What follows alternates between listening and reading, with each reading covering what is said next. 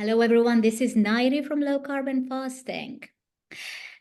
My guest today, our guest is, well, she has a bachelor's degree in chemistry. She has master's in business administration. She has a degree in nutritional medicine. She's a qualified yoga teacher. She's a full member of BANT, B-A-N-T, that stands for British Association of Applied Nutrition and Nutritional Therapy. She's also author of Eat to Outsmart Cancer. And she's co-authored numerous other low carbohydrate cookbooks. She runs yoga retreats in the UK and Spain. Is there anything that she doesn't do? Jenny Phillips, welcome to Low Carb and Fasting. Lovely to be with you today. Jenny, the MBA kind of, where does that fit in with all the nutrition? My previous life.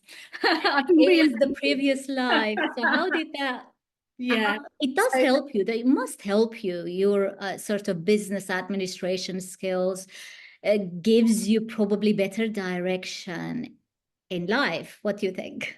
I guess it just what it does do is it teaches you to be able to research information and present information. So that's really, I think, where the best upside was. And my previous life, I worked for Gillette and some various other companies in the whole FMCG, consumer goods, whereas now I'm just totally focused on health and happiness, really. And that's my work now as a nutrition. But I had a little incident in my 30s which caused a complete change of direction. Let's start off from there. I'm going to put the camera on you, Jenny, because that's quite the story. So, and we all have a personal story that actually brought us to this sort of low carbohydrate and health space. If you don't get that slap in the face, you think you're doing well, and until you find out you're not really doing well, there's something else you can do. So let's talk about your personal story, because that was the reason behind your Eat to Outsmart Cancer book. That's right. That's right. And so prior to that, I would have said I had a really healthy life. You know, I followed all of the what we now call the Eat Badly plate, but was there known as the Eat Well plate. You know, I avoided salt. I used potassium salts. I was low fat. I had Weetabix for breakfast. Not anymore. You know, I thought I was doing a good job. I've always exercised, but I didn't feel great, and I just thought, you know, at the tender-old age of 39, I was getting old, and now I'm like in my early 60s, and I'm rocking it. So it's quite a transformation, really. Yeah, and I was diagnosed with breast cancer at the age of 39. Had two very small children, and it's just a horrible thing to go through. And obviously, I did do all the conventional treatment. But I didn't want to stop there because I just did not want a recurrence. And my odds were given a 50% chance of a recurrence, which I did not like the sound of at all. And I just felt I had to absolutely understand how I could improve those odds. And that took me down a whole wonderful space, really. The first sort of recommendation was somebody at work knew somebody, as is often the way, isn't it? You know, you hear about these things. And they'd been to the Penny Bron Cancer Centre in Bristol. And back in the day, you would actually go there, although I think a lot of it's online now. And they're very much holistically based. So they were looking at diet, a low sugar, but more of a vegetarian diet than I personally follow. But the phrase that sticks with me is that in the West, we're overfed and undernourished, and that's a phrase also that Dr. David Unwin, who we write the cookbooks with, often quotes as well. And I think it's absolutely true. But of course, prior to this moment, I thought I was doing everything right. And then I discovered that there is a whole nother way of thinking about food and really focusing on the nutritional content of food. And Penny Bron also looked at the other side of things like stress, and we did art therapy and meditation and all these things, and it just took me down a completely other path. I am pleased to say. Well, so I mean, and that obviously led you to write the book, Eat to Outsmart Cancer. When did you write the book? After your recovery? Because I don't have a copy of the book, and I have to admit, I will get I will get a copy, and next time I meet you, you can sign it for me. Yeah, so I actually, because I was working for the Chartered Institute of Marketing at the time, and a job that I really, really enjoyed. Um, and I did keep working right the way through, but part-time, and I had carte blanche to come and go as I pleased, because obviously going through treatment at the time. And I really enjoyed and I think it was also part about keeping some normality. So yes, I had to have more rest when I was having chemotherapy, but then I was able to work as well. But a few years down the line, I kind of had a bit of a, what am I doing? I need to reflect. And I was allowed 6 months off work to rethink. And that's when I thought, no, this whole holistic side is really important. And that's when I did a twin track with both nutritional medicine I did at Thames Valley University. The children were small, as I mentioned, so I did that mostly distance learning apart from the clinicals at the end. And I did the yoga alongside that as well. And I kind of, in my head, I thought I've got my own little first aid box as best I can. And it has been the best thing ever. And of course, with my qualification in nutritional medicine since 2010 when I qualified, I've been working with people on all sorts of things, health-wise, but really inspiring people and helping people to live their best life through their health. Because without your health, what have you got, really? Yeah, health is the biggest asset you can ever have in this life. That's how I put it. So Jenny, the book, does it cover recipes? It's got some basic recipes in it. So I started working with people in 2010, and I just felt that I just wanted to reach out to more people. And so a book's a great way of doing that, isn't it? So yeah, so I was able to self-publish that, and it still ticks away. So it's launched in 2015. And sometimes I see people one-to-one, having read the book. People often get it for friends when they're diagnosed, because I think it's hopeful and inspirational in that there's a lot you can do alongside the treatment. And that's really my message. So yes, we do need to go to that medical space mostly, but actually if you can create your own health, not only do you get a better outcome, but also life's a lot more enjoyable. And food is central to that. So yes, it does include recipes, but it also includes information about how cancer cells are different to regular cells, because this is very empowering. The more you understand, the more you feel you've got cards to play.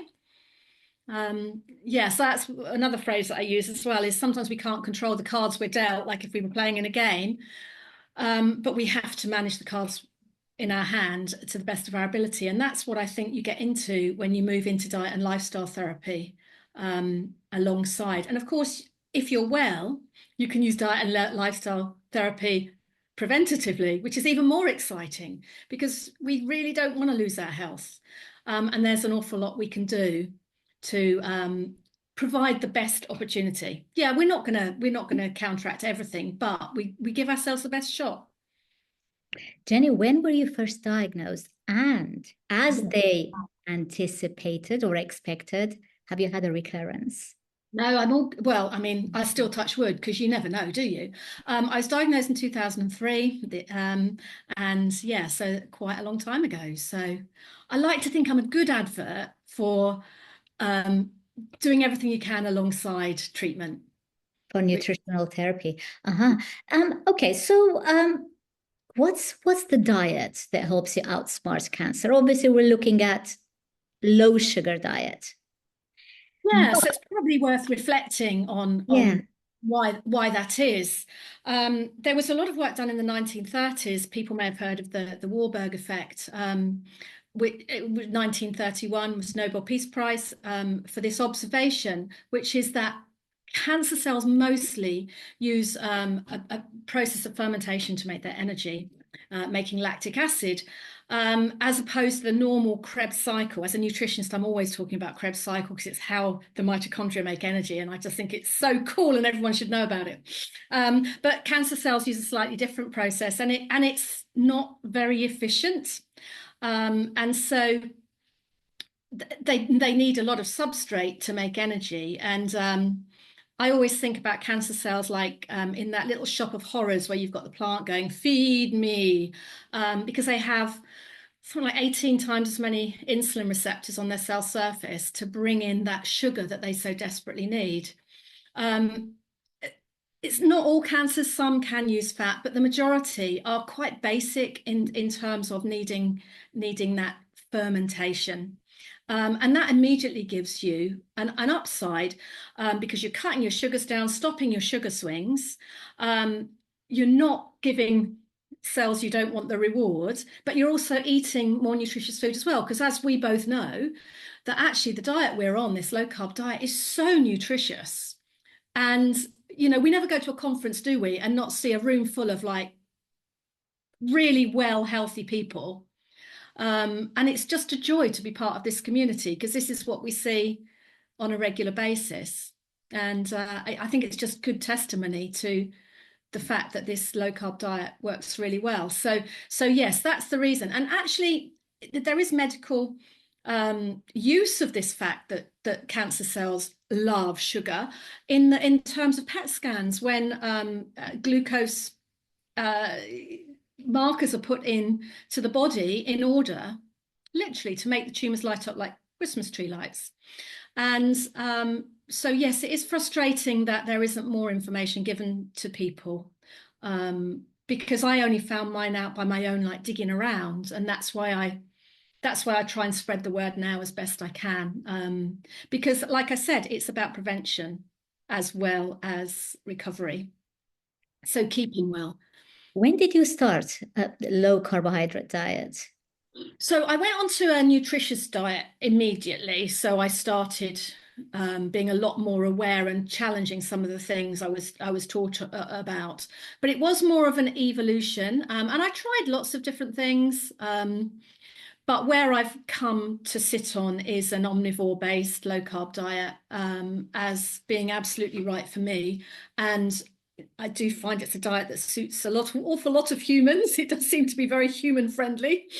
I do also work with vegetarians, which I have no problem with as well. But I think if you're just excluding one food group like meat, that's one thing. But if you're excluding all animal foods, and I know you've had Zoe Harcum on as well, and I would absolutely concur with her in terms of it's pretty hard to get the right nutritional balance if one cuts out too many food groups. And I personally feel absolutely brilliant on a mixed diet.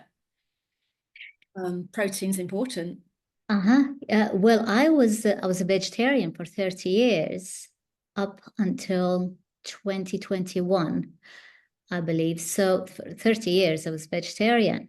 But when I started low carb, it was 2015. I was still a vegetarian. And actually I was able to do it pretty well on a vegetarian diet. It's just that I had to eat lots of eggs because you have to if that's your only protein source. Of course, you get some protein from Greek yogurts and cheese and other dairy products, but it's not sufficient. So, but regardless, I did it, and then it was good. But then I needed more protein because I started weightlifting as well, and I realized I have to start eating meat. So, yeah, I'm on an omnivore diet, which is what you promote. Can you share some of your we're going to talk about your yoga interest as well, but I'm interested in some of the recipes, some of your favorite recipes, for example. Yeah, I'm just a real foodie. I absolutely love being in the kitchen. And I guess my favorite meal would probably be a roast, if I'm honest. But I love all the trimmings as well. I love different vegetables. We have a particular cafe not far from here, and they kind of do a spread of the most interesting salads, like roasted cauliflower and pomegranate with rocket and a nice dressing, and all these sorts of like roasted vegetable salads of different descriptions with some protein. And that to me is like my ultimate meal. I don't understand why there's not more places like that, because you can make these salads up in big bowls full. You'd think it'd be quite economical as well, but yeah, it's the only one I found out about. But also I work with the Caldaces as well, and actually Giancarlo Caldasi was one of my type 2 diabetic patients that we actually reversed his type 2 diabetes, and his HbA1c was really quite high. And they own restaurants and write cookbooks, so that's where we work together. And actually we're just about to launch the diabetes air fryer cookbook, because of course the nice thing about an air fryer is it makes cooking more accessible to some people, particularly in smaller households, that sort of thing, and it's a little bit quicker maybe, so we're just really providing recipes for that. But typically yeah, protein and veg is kind of where we are. I also personally I love sauces, so whether that be from a creamy sort of mushroom sauce through to a mild curry sauce with coconut milk. I love those flavors. I love soups. So yeah, quite a variety of foods. And I absolutely adore the sort of the planning of food. And when I run retreats in the UK, not in Spain, because that would be too tricky in a completely different environment. But in the UK, I run them as self-catering, low carb. And so I find out people's what they don't eat, intolerances, and then I do a menu plan which I can flex a little bit depending on what people can and can't eat.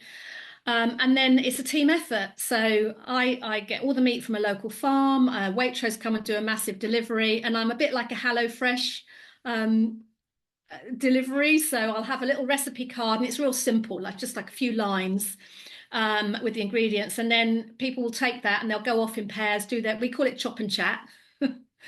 And then we prepare these fantastic meals in a real fun-loving way. And I always think with cooking, you've got to think like an Italian, because if you always think that cookery is about a chore and a job, you're on a hiding into nothing. You're eating 2 or 3 times a day, and it's going to be really tricky if you feel like it's a punishment. So we get the music on, and yeah, it's just a lovely environment. And I love doing that, because then people say, oh, I made all your recipes. And then we've got the books, of course, so then people can dig more into different ideas. And Katie Caldasi is the most outstanding recipe writer. You also have an interest. In fact, you're qualified as a yoga teacher. When did that interest come into the picture? Well, I'd always been quite sporty, and if I'm honest, yoga was always on my things to do list, but I never kind of got around to it. And then, of course, when I got ill, I reversed my priorities, and that helped me through chemotherapy. we had DVDs in those days. Do you remember? Hilarious. So I had a DVD, and I would do that most mornings, just 15 minutes. And then I just really got into that, because it's physically, it's brilliant for a body. And I felt so many benefits in the way my body felt, but also mentally as well, because it has got that meditative side. And I qualified in that, whilst doing the nutrition took 5 years, the yoga took 2, because I had a family as well, so I took it slow. And I absolutely adore it. And when I first started working in the health sphere, I was mostly nutrition with a little bit of yoga. I think I had 1 class on a Friday morning, whereas now, as I've got older, I feel like I'm a bit like a fine wine, and the yoga has really come into its own, and I find it so joyful. So I teach locally in our village hall. I have online classes, which are fabulous, still really well attended. And prior to 2020, I would never have believed that you could teach yoga online, but it's so cool. And actually, I've got someone joining on tomorrow who lives in America, which is quite interesting. So she'll be doing the on-demand side of things, but she's coming on our Spanish retreat in May. So she wants to get into my style, because yoga's very varied, isn't it? You do need to find a teacher that embraces your style of yoga. And I see it really as a total enhancement of the human body. a body that moves better, that is more balanced, both physically in terms of the way you stand, but mentally in terms of the way you feel. And I just find it awesome. And of course, it's a big part of my retreats along with the food. So I marry up the low carb food with yoga and a beautiful location and like-minded people who often have read the same books, know the same people on Twitter. It's all very nice, isn't it, to have a community? So your website will be below. Anyone watching this, you can find the dates and all the information on Jenny's website. Jenny, tell us about the retreat. So what happens? How many days are they usually, and which locations do you choose for a yoga retreat? I've got the most amazing place that I go to. I run 3 retreats a year in the Cotswolds. Do you know the Cotswolds at all? Yeah. Yes, yes. An old dairy farm, and it's been reconfigured to make the most fabulous retreat place. And they now favour it as a yoga or at least a place for people to go like us. So because I think because we're quite respectful and we really love the place and it's beautiful. It's just the decor is fabulous. And so I run 2 in January. So I run a weekend and then follow that with a 3-day. And then I run one in July. So we'll be going on retreat soon. And then I have one place in Spain, but I don't do the cooking there. I just do the yoga and then we go for mountain walks and that sort of thing. Yeah, so I've been using those two. Actually, one of my dear friends from university, so I've known her a long time. Her and her husband have a couple of hotels, and they're buying a new hotel in the New Forest imminently, and they're looking at putting a yoga studio in. So I'm quite excited as to where that might go. Do you like the New Forest? I do. I've spent, I think, a week of hike. I've done a week of hiking there, but probably about 25 years ago. So I was very young. So I was still a student. So I haven't been since, but I really should. I should. So I'll see if I can come to one of your retreats. So I'll find out the dates. Amazing, amazing. But they are fun, and I just love this whole idea of yeah, we are what we eat. That but making it joyful as well. And it's holistic wellness, as you put it. I mean, that's the focus. That's the key term in your website. When I first visited your website, this is what I picked up on. So Jenny Phillips focuses on holistic wellness, and I like the word wellness because it kind of encompasses everything, right? From mental wellness to physical. Um, I like that. Right, Jenny. Okay, so we talked about some, all right, your favorite, not famous recipes would probably incorporate sort of British roast with some vegetables, but you also like Middle Eastern touch and probably the spices. Okay, so it's clearly low carbohydrate. So we're not using any grains. There's no pasta there and probably no starches, right? Potatoes, etc. Where do you stand with when it comes to fat? Yeah, I mean, just to recap on the starches. So what we're very clear about in the books is that we talk about a carb scale. So I mean, many of us that are in this world kind of have an idea of how much carbs we're eating a day. We have, an idea that an apple's got 13 grams of carbs in it because it's our world, isn't it? So it's something we become more familiar with. And if one is in a therapeutic range, either with obviously type 1 diabetes or recovering from type 2 and maybe ongoing in type 2, then and to lose weight often as well, then more of a keto, so an under 50 grams of carbs a day. But then there's probably a sort of a 50 to 80 sort of point, and then up to 100, even if you're doing a lot of activity, 130 grams of carbs. I would say I'm about in the middle. So I've been through periods of very strict, more keto, but now I'm more in the middle low carb area. So I might occasionally have a piece of sourdough. I might have some potatoes, but it wouldn't be every meal. And it wouldn't be a lot. I rarely have rice. I did on Sunday because we were in a Persian restaurant and I just had a spoonful. But then we had lots of other stuff as well. So I think it's about getting the starches right for the person. I do a lot of sport. So I play a lot of tennis, I do a lot of cycling as well as the yoga. And I find personally that I do perform a bit better when I have a little bit of carb, but not too much. You then asked about fats. Yeah, very pro. If I'm honest, I love dairy, love cream. And that's, one of the most joyful things about this diet is that you can have all these like banned foods that in my previous life, I wouldn't have dreamt of. I wouldn't have dreamt of having an avocado because everybody knows that's full of fat. Whereas now, thank goodness, the tide has turned and people realize and recognize that as a really brilliant health food.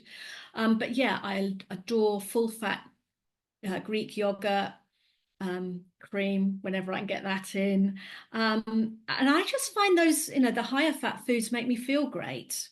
And it was wonderful to see just a few days ago the research come through. Did you see it? The lean mass hyperresponder research. Yes, it's completed now.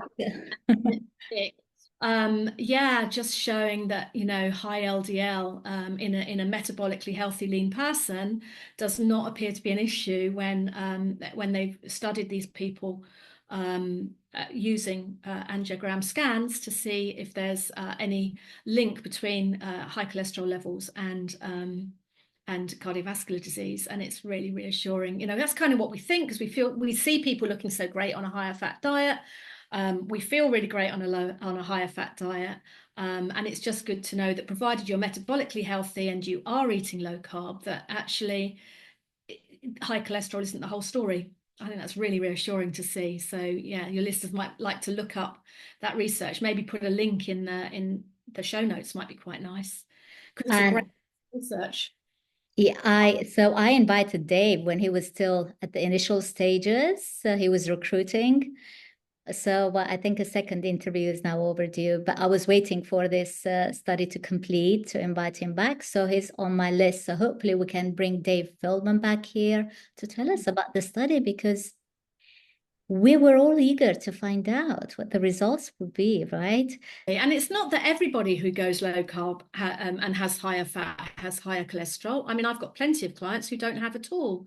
But I think it does tend to be sort of leaner, more active people, is what David's saying. And that's just reassuring to know. I did have a CAT scan, a coronary artery calcium score last year. Obviously, you don't want to take anything for granted. And I was just joyful to get a big fat 0. So I was very happy with that. Blood pressure's really good. So, all the other metabolic markers very good. So, but it is good to see that previously people would have been warned off fatty foods like avocado for 2 reasons. One, because you're told that eating fat makes you fat, which we know that's completely not true. Reason being, when you have higher fat foods, you're more satisfied. You don't eat as much. You're not eating all the time. So it's very easy to regulate. And then the second concern is obviously, you're putting yourself at risk of cardiovascular disease because you've got high cholesterol. But actually, that's why I wanted to mention that study, because we're seeing now proper evidence that's not influenced by industry that's not the case. There are obviously different variations or versions of a low carbohydrate diet. And as you said earlier on, you have to find what works best for you, what meets your needs best, and stick with it. And people's carbohydrate sort of thresholds might also vary. And change over time. That Yes.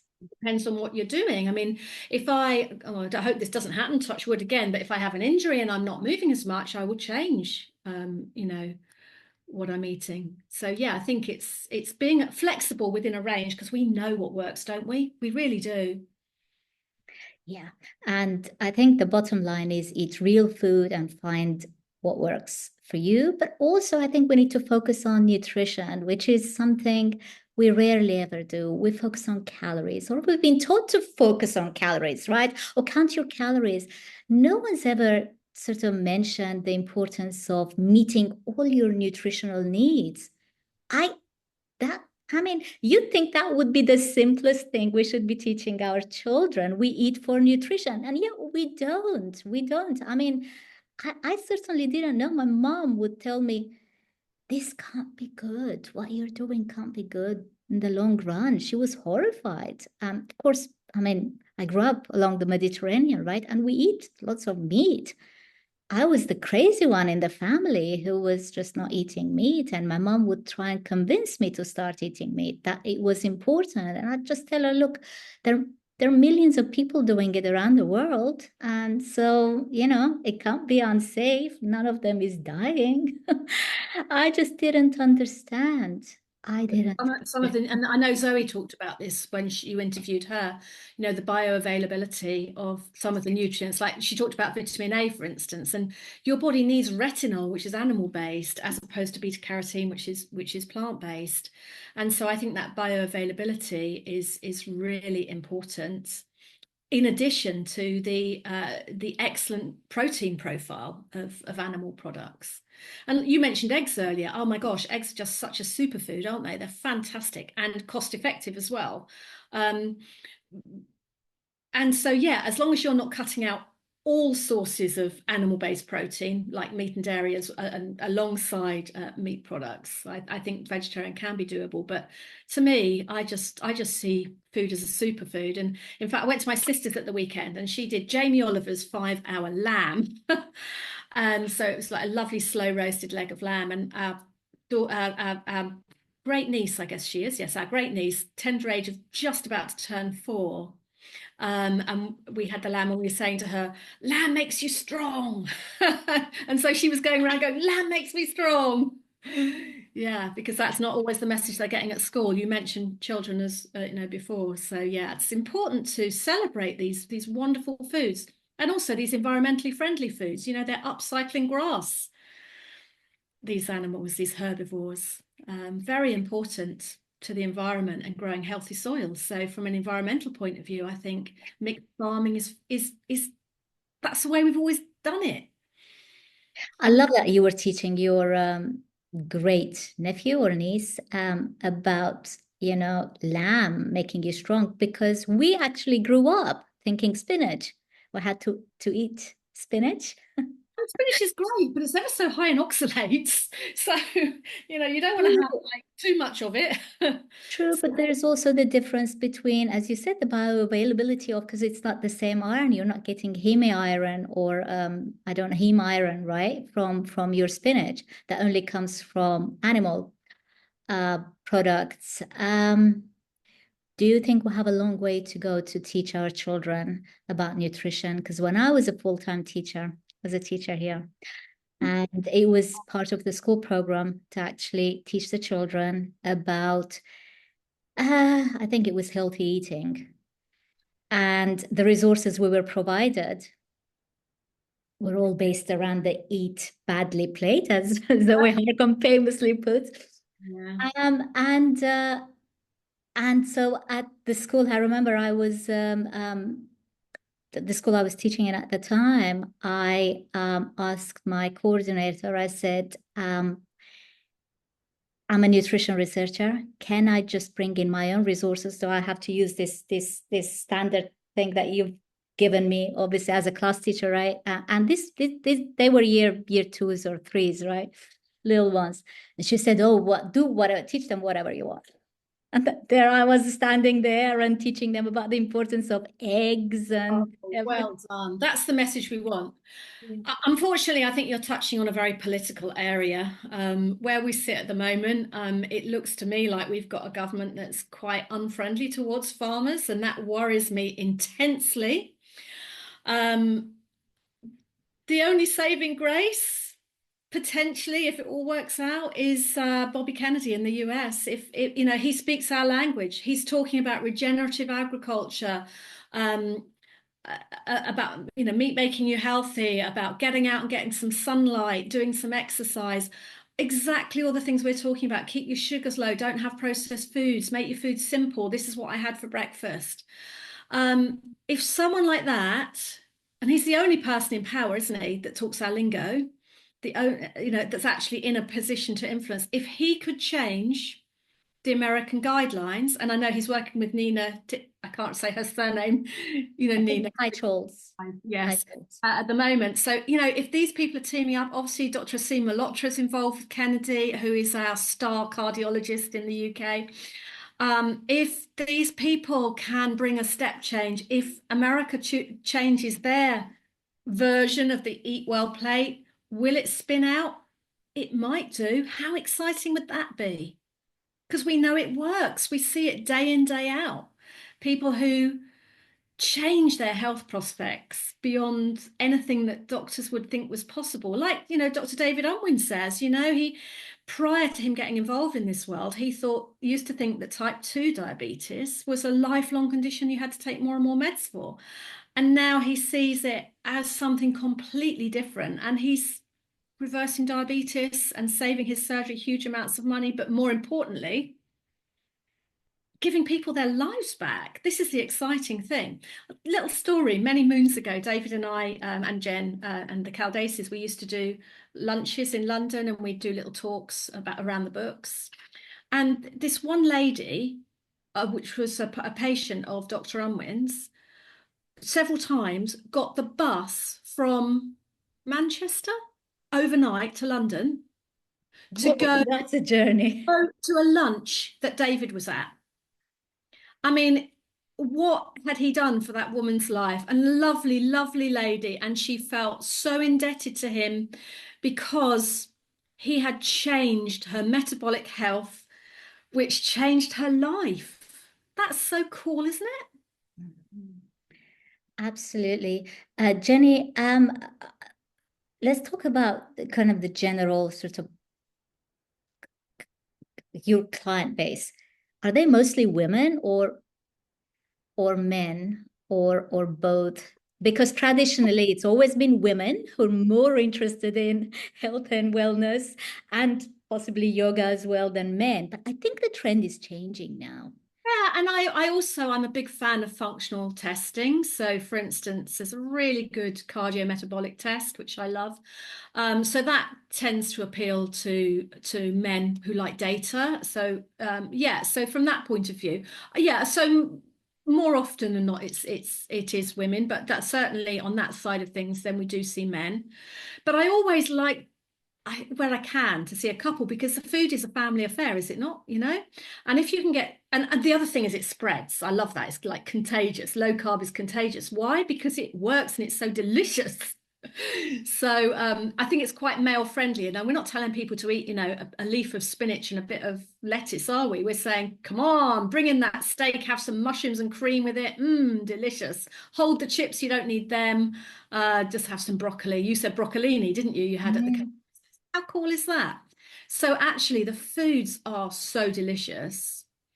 Yeah, I think that's why it has the capacity to spread within families, which is really lovely. Yeah, I mean, my whole family eats the same way as I do. And obviously, I do it because I'm type 1 diabetic and it works best. It kind of optimizes my blood sugars. But everyone eats the same way, including my 20-year-old daughter who's at college now, cooking independently. She just chooses to eat this way. She has no metabolic conditions, obviously, or chronic illnesses. She's 20, fit, active. She chooses to eat this way because it's actually quite simple. Choose your protein, fill the plate with your favorite veggies. My daughter, for example, doesn't want to fiddle with that. She doesn't have time. She's cooking, and so she just focuses on the meat. She couldn't care less if she has vegetables on the side, and it's fine. It's working for her. She's young, and that's fine. So where do you stand with the with the carnivore diet, Jenny? I personally think it's probably more of a therapeutic diet. I know there's a lot of discussion on this. At one of the public health collaboration conferences, I sat on the carnivore table, and so with Katie and I, and so I mean we ate the same, but we just had vegetables on the side. Now, to me, a lot of the joys, I love meat, but a lot of the joys in the vegetables as well. But it was interesting to hear people's stories. I sat next to a lovely lady who had basically cured her hypothyroid condition, or an autoimmune condition, by going carnivore, and I have to say she looked incredible. There's quite a lot of discussion at the moment with James Dinica. I'm not very good. Do you know who I mean? The salt fix man. I know who you mean, And, James D. uh, Nicol Antonio. you're better at surnames than I am. And so he's thrown something interesting into the mix, which I quite like to consider, which is the whole idea: is long-term carnivore acidifying for the body, and therefore are there potential issues with releasing calcium from the bones and long-term bone health? So that's up for discussion at the moment. So some of the heavy hitters are involved: Sean Baker, Dr. Troy, these sorts of things. And what he's suggesting is, well, maybe alongside carnivore, what he does, because he's actually quite carnivorous, is taking some sodium bicarbonate capsule alongside. The point he's making is, when we were fresh meat carnivores, i.e. you kill to eat there and then and not storing for weeks, that there was, because remember, there's bicarbonate in your blood.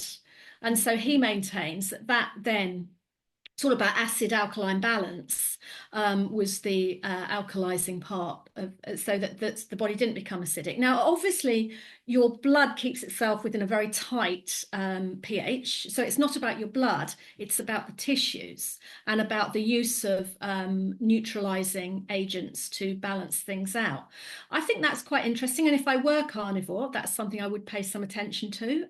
You know, he may not be right, but I think it's my nutritional medicine training was a little bit, actually meat is bad because it's acidifying. So I have got some interest in that area. For us omnivores, I think we're having lots of vegetables, so that helps to balance things out, because the alkalizing minerals, your magnesiums, your potassiums. So yeah, but I think that's quite interesting. But you know, I've met many a person who's cured, remission, the most terrible bowel issues like Crohn's and colitis, and they've gone from being so very ill all their lives to suddenly being symptom free. And I get how that must be just like amazing. I wonder though whether there isn't some middle ground once one has healed. I don't know. So yeah, open to it. Personally, I view it more as a therapeutic diet. I know not everyone has that viewpoint. But it's all personal choice, isn't it? We have to go with what feels right for us. But I think the other thing is, never accept something as gospel, you know? So when James comes on with a different viewpoint, consider it and think whether there might be some merit in that or not. And yeah, just adapt accordingly. I also think that because we have such different microbiomes, the microbiome, I think, plays a massive role in the way we metabolize our food, in the way we feel. So I think that also can partly dictate on what we can safely eat and what we should avoid. I've tried the pure strict carnivore diet. I didn't see any particular benefit to it, but then I wasn't totally metabolically broken. I mean, there are some people who have so many chronic conditions, unable to move around, unable to leave the bed, and you understand why they find that healing property in a strict carnivore diet. It also actually, Jenny, and this is amazing to find out for me, for people who have severe food addictions, it works brilliantly for them because they're not trying to moderate anything. They're just eating meat and salt. And again, I mean, the question is, we don't know. We don't have the data. We don't know. We don't know what happens in the long run. But if you are feeling better now, then why not? So Yeah, I think that, we are all very different. And we also have to be prepared to change the way we eat if our life circumstances change, we age, our hormones change. And I mean, I eat slightly differently because we're frequent travelers. You met us at the breakfast, right? And you met my husband. So we're traveling all the time. We go like from Mexico to places in the Middle East. Each place we go to, we eat slightly differently and at different times of the day because, of course, our routine changes, working hours change. And so you have to be prepared to adapt. Yes. Yes, absolutely. And but isn't that joyful though that you are doing that? You experience different cultures, different ways of eating. It's a foodie's great pleasure, I would think, to travel like that. But yes, I think it is important to sort of reflect on things. I'll share something with you because this is something that's just happened in the last couple of days. I personally run a lot of functional tests on myself, and I run my bloods regularly. And the last couple of rounds, my ferritin's been a bit high, which is iron storage, and I kind of obviously most people, if you think about reducing iron, you think less red meat. And that it's a bit difficult for me because I love it so much. But anyway, I then just went through and I just calculated on the common foods that I eat, the iron levels. And I scratched my head. Well, for a start, I was quite surprised to find out that there's more iron in 100 grams of red lentils than there is in steak. I hadn't realized that because I've not looked at it in depth before. And I couldn't, looking at all the foods, I couldn't see how I could be overeating. And then, do you know, something came up. So if I tell you that steak's got about 2.5 grams of iron per 100, red lentils 3.3 grams per 100 grams fresh weight, there's one food that's clocking in at 11.9 grams per 100 grams. You'll never guess what it is. Dark chocolate. And as a sort of after lunch, I often have, well, most days I will have dark chocolate. Sometimes two squares, sometimes 4 squares, 40 grams. So I'm almost doing a day's allowance of iron on my dark chocolate. So I'm quite shocked, but quite pleased because if you gave me a choice, give up beef or give up chocolate, there would be no comparison. The fact that I can keep my bolognese now because I've worked it through, I'm so delighted. So I think, yes, interrogate things, but don't take things as the gospel. So, as I said, most people, if you want to eat more iron, they'd say eat more red meat. If you want less iron, eat less red meat, when actually it's not the whole picture. So I just think there's a bit of a lesson in there. So yes, we need to flex according to where we are. But sometimes we don't agree with the narrative. I guess cholesterol is one version of that. And actually, this was quite a surprise to me. Yeah. So when I was vegetarian, again, this relates to, being adaptive and being prepared to adapt because, this isn't a dogma, right? And so it's certainly not a religious dogma, right? I mean, you have Yeah. to be prepared to adapt. And so when I was vegetarian, I started developing towards the end of my kind of vegetarianism. I was unable to digest the vegetables, even the ones, in fact, I exclusively in the last few years of my vegetarian life, I was only eating from my own garden. So my backyard, fresh herbs. And here in England, in London, there wasn't that much I could grow, but whatever I grew, I harvested, washed, dried, put in the freezer. Um, so I grew enough in the summer months to last me the winter and obviously the cooler months. But I couldn't digest. I could no longer digest. My tummy, my digestive system was completely messed up. When I started introducing meat gradually, kind of it healed. My whole microbiome healed. And then I thought, well, if I'm feeling better, I wonder if going strict carnivore would make me even better. And I tried that. I didn't particularly feel any better, but the interesting thing is when I reintroduced vegetables, I now experience absolutely no discomfort, digestive discomfort, which is a sign that our microbiome can change and adapt. 100%. Yeah, but it's also the integrity of the cells of the gut as well. So, you must have come across the term intestinal permeability or leaky gut. And if as a vegetarian, after a long period of time, you weren't quite hitting your protein targets, the body's very resilient. It can keep going for a long time.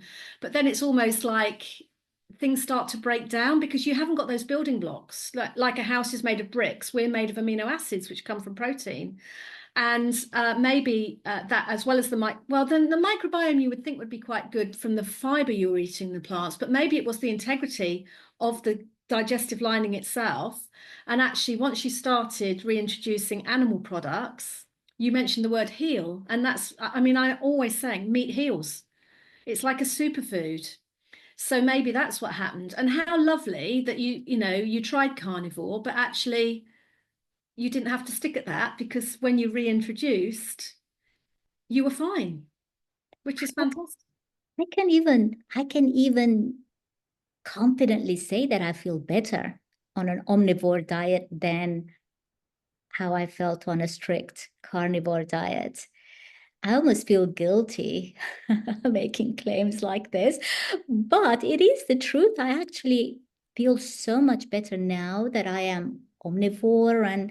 And again, I mean, if people have that kind of repulsion of vegetables and they cannot tolerate the taste of kale and they're spitting it out, you understand there's something there that's making you reject that food. That's fine. I actually like the taste of all those bitter vegetables. I personally like kale. I like spinach, obviously, which I don't eat much of, but I do like the taste of vegetables. Me I too. like them. And the variety and the color, and I just see it as joyful as long as I've got my protein alongside it. But then lots of vegetables, and I do because I don't have an issue with my blood sugars, so I do tolerate a little bit of fruit as well. And I like having fruit with or after meals, not as a snack. I wouldn't have it midway. I'm a 2, sometimes 3 meal a day person, not the grazing that I was trained on. Because yeah, like you said, adapt and try different things. And yeah, they're moving on to the whole idea of fasting. It's just wonderful, isn't it? Being able to go periods without eating is so cool. Yeah, I mean, this channel is called Low Carb and Fasting. My business is called Low Carb and Fasting. And I was going to ask you about fasting as well. So obviously, if you're having one meal a day or 2 meals a day, then you're definitely fasting for good 18 hours or on one meal, which I sometimes have, um, then you're not eating for 23 hours. And you can easily do that if you are eating nutrient-dense food. So this is where the importance of nutrition comes from. You have to focus on nutrition. And you also have to be able to use fat as an energy source as well. So if you've got someone who's a sugar burner, and in fact, I was cycling at the weekend with a girl I hadn't cycled with before. And after, just sort of 10, 12 miles, she was having to stop for a snack. And I just thought, oh, you're a sugar burner. Because if you're fat adjusted, you just burn fat. And you've got this wonderful backup. And I just find it gives you so much flexibility in your day that you don't, well, in the olden days, I'd go everywhere with snacks and faffing around. Oh, I can't go without my snacks. You've got to eat little and often. And when I first went on to a 3 meals a day plan, which was Metabolic Balance, which is a really brilliant program, I was very dismissive. Oh, for goodness sake, everyone knows you need snacks. And then I did it. I paid quite a lot of money, so I did it to the T.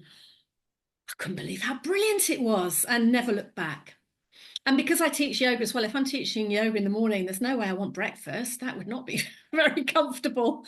Yeah, so I think fasting gives you a lot of flexibility. We know that it's really great for our bodies because it gives them time to get on with general housekeeping, not be constantly digesting. We know it's good for the immune system. If you want to lose weight, then it's a great way to not eat as much. So to cut your calories without cutting Yes. the quality of your food. So yeah, I think it's brilliant. Yeah. And, from personal experience, if you are a type 1 diabetic, the period that you're not eating, you will find your blood sugars, as long as your basal insulin is obviously dosed correctly, you will find your blood sugars completely going straight line for the only time that ever happens for a type 1 diabetic, because we're constantly fiddling with, a little bit of correction, a little bit of insulin to bring down a high, a little bit of glucose tablet to bring a low up. And you don't have to do any of that fiddling. You don't have to chase your blood sugars. You just forget about them and they'll be moving in a straight line. And And you feel good when your blood sugar is stable. completely, and not feeling hungry. And sometimes, we feel like we have to eat out of boredom because we still have 2 hours of work, and we're not hungry, but we could do with a snack. And then I look at my I look at my because I wear a CGM, like I look at my graph and I go, do I want to just disrupt that now? It's just moving beautifully. Forget the snack. So and not that I would have snacked on like junk food, because we don't have any junk food here, and I don't have any cravings for junk food. I probably would snack on some cheese and nuts, but even that would have an impact on my blood sugars. So when I see them going beautifully, I go, do you know what, I don't need the snack. And it helps because I really don't need those extra calories. So, Yeah. But the important thing as well, when we do eat, that we eat really good quality food. So your body's getting what it needs. And this is the important thing. And I think that's often forgotten in the diet industry, the low fat world that we kind of don't agree with. And even more so when you're introducing these weight loss drugs that are all the rage at the moment. If you haven't moved on to a very nutritious diet, you're gonna end up in problems, aren't you? And this is something that Dr. David Unwin's talking quite a lot about at the moment. So he does occasionally use some of these drugs, I understand, with you mentioned addiction problems, things like that. But it's got to be in the context of a highly nutritious diet, and we know that low carb hits that nutritional goal, doesn't it? So it's very, very important, even more important if you're eating less, I think, to eat quality, because you've got to drive a body. Don't want your body breaking down. yeah, completely. I mean, I have a group on Facebook, and it is obviously fasting group, and I find myself telling some people, don't do fasting. If that's going to be, I look at their picture of their food, right? If that's your one meal a day, no, have a second meal, because that just is not enough food, and especially if they don't have any weight to lose. So it is important for anyone who's fasting, having 1 or 2 meals only, that you eat enough in your eating window. And you'll still need protein, throughout that fasting period. So, and that's not adding to your calories, because when you're fasting, what you're trying to do is, what we do is call it living off the land. So you're living off fat stores. So it's not, you're not using energy. You're just going from what you're stored rather than what you eat. And that's why it works so well for weight loss. And of course, if your goal is not to lose weight, you have to be calorie rich at other times so that you've got that flexibility. But it's so cool, isn't it? And that's how life used to be when there wasn't a Tesco's on every street corner, back when we were cavemen. There weren't, convenience shops, were there? So it would have been a lot more hit and miss in terms of feeding. True. In fact, I'm fascinated because we mentioned Dr. Asim Malhotra earlier on. I'm always fascinated by his POP diet book. Yes. So, and I keep thinking, so he visited this little coastal village in Italy where people live up to 100. They're completely active, and then they literally just die, not without suffering. That's the They point. die of old age. Am I right in thinking that when he was there, some little 100-year-old lady jogged past him on the steps or something? I'm sure that was in one of his books. Maybe, because I remember the documentary when actually they were climbing. So the village is actually high up Up, on a up little the stone hill. steps. Yes. So these elderly people were like walking down every morning to get fresh fish.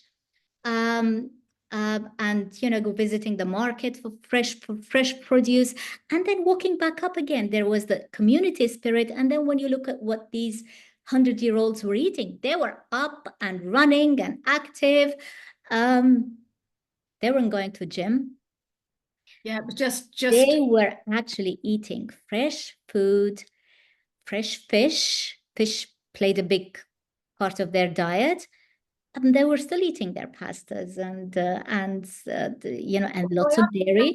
I understand that when you have pasta in traditional Italian, it's very small. It's not the big mega bowl, and it's it's a different context. Yeah, so very very inspiring to see that, isn't it? And I agree. I think that sort of diet is wonderful. Yeah, I vividly. This is not a fad diet. It's just going back to good old-fashioned eating, but with a few more luxuries, like I mentioned avocados and things that we may not have had in the past, more vegetables and things. But basically it is that old-fashioned meat and veg, isn't it? So it's not a fad at all. No, It's not at all. I mean, if they were privileged enough to have food, and of course food security was a massive issue. Even in my grandparents' days, I heard stories where I think there were four children, and some days there was no food. yeah, They didn't eat because there was no food. And I think we've forgotten that. Labour, take note, food security is a real issue. We need farmers. completely. So Coming back to that documentary, actually, one of the most striking things was that there was the film crew and etc. So there was a big table laid for them all at the end, and there were like 12, 16 people sitting around the table, and there was big portion of fish, lots of fresh tomatoes, which were in season, and mozzarella cheese and other Italian cheeses, and salads, etc. And then they brought freshly made homemade pasta. It was one bowl, and they put it in the middle. And I looked at that bowl because when I eat carbohydrates, I actually would have had the whole bowl yourself. the whole thing by myself. And yet that was the bowl of freshly made pasta to be shared by 16 or 12 people. That's my point. It's not, but of course we know why, don't we? It's because pasta's incredibly cheap. Therefore, you can give people a really big meal that they think, oh, I'm getting good value for money. It costs you very little, a bit of tomato sauce, but you can't run a body on pasta and tomato sauce. You just can't. So yeah, change. If you are having pasta, dial it down, or the courgette, like as a nice substitute. Yeah, but also we're not making pasta from scratch. So No. the 100-year-old lady who actually brought the pasta bowl to the table, she was working all morning on cutting it into the little shapes and making it from fresh. So the energy expenditure in, producing and accessing food, we don't even have that these days because we order our food in and Yeah, I can't get my head around that at all. But yes, I know that yeah, the youngsters do love to order in, yeah. Not for yeah. me. No, I mean, my mother, for example, she's not in Britain, but this is what she does. I mean, she spends like good 4 hours in the kitchen, and I tell her, Mom, what did you do? Like she produced like 2 meals at the end, but she starts everything from scratch. She's like washing the vegetables, which were probably picked and covered in complete mud, and she gets frustrated because you need like 8 times of rinsing and rinsing again and rinsing again and then drying and then wrapping in cotton cloths. She spent so much time in the kitchen. There is nothing that she doesn't eat. She's eating freshly prepared foods. And is she feeling well? She's in her 80s, not a single condition. She's not on any medications. So What we like to doing hear. really well. She's doing really well. So we have to find what works for us, and we have to I think our aim should be to avoid being metabolically ill, because once you're ill, you're already broken. Yeah, You can mend it, but it's once you're broken, it's different context, right? completely agree. Just to pick up on the point of spending a lot of time in the kitchen, clearly cooking from scratch does take longer. However, I also think we should celebrate using leftovers. So Mhm. I love to cook a big roast at the weekend and then have, a curry and just chicken salad later in the week, or some lamb stew out of the freezer. So I think it is really possible to take a lot of the labor out of this way of eating by thinking about scaling up a bit. Um, Particularly if you're so we're empty nesters now. So yeah, having just the two of us, I would still cook a big roast at the weekend and things, and just be joyful that I've got it later in the week and I can freeze bits of it. Marvelous. So I think there are ways to make it easier. And then there are things that are really quick, like, we've touched on eggs again. They are very, very quick, aren't they? A couple of boiled eggs. What a fantastic meal. Yeah, nothing wrong with leftovers. And I think that's something we need to kind of welcome back. I mean, my mother like cooks from fresh new meals, Monday, Tuesday, maybe Wednesday, and then Thursday it's what she calls mezza table. So today we have a mezza table. So she'll have all the leftovers laid out, maybe a couple of other like olives and cheese and whatever fresh vegetables, and you'll just again. I mean, yeah, that's a feast. That's a I feast, like right? your mum. I've taken my interest in passion for cooking from her, definitely. But yeah, I'm talking too much. I have to share this episode with her. I Oh, mentioned her far too much in this episode. Anyway, well, Jenny, thank you so much for your time today. We talked, what, for an hour?